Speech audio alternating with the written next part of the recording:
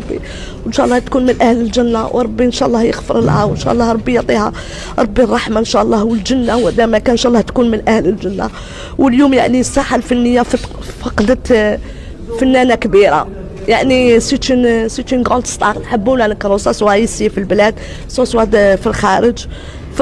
فقدت يعني فنانه كبيره، نقول لك روحي يا بيونا، ربي يرحمك، وانتي رحتي وخليتي تاريخ موراك، ربي يرحمك ويسمح لك ويغفر لك. اليوم انا ذاك شغل يدي وحده راحت يدي وحده، قالت لي ما عندناش بزاف تهضرنا، واحد 3 و 4 موا، قالت لي عتيقه جي اون غروند سوربريز مواي توا، عندنا اون سوربريز باش نخدموا في رحبه. قلت لها ان شاء الله، وانا قلت لها غير وانا كنت على بالي مريضه مسكينه، قلت لها ان شاء الله، قلت لها ان شاء الله انت تبراي تخدمي نخدموا، وانا ان شاء الله نمشي ونخدموا. مالوغوزمون هي راحت، وراك تشوف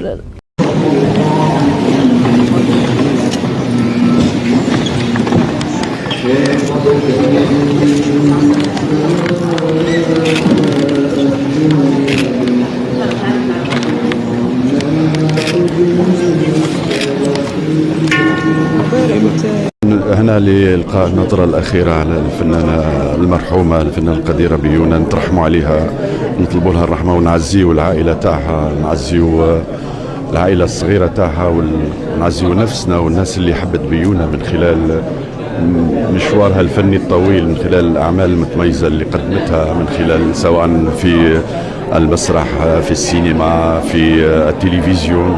فنانة كانت قريبة من الناس، قريبة بالأعمال اللي تقدمهم، أعمال متميزة اللي خلت أثر في سيبقى بالتأكيد في ذاكرة محبيها وفي قلوبهم أيضا.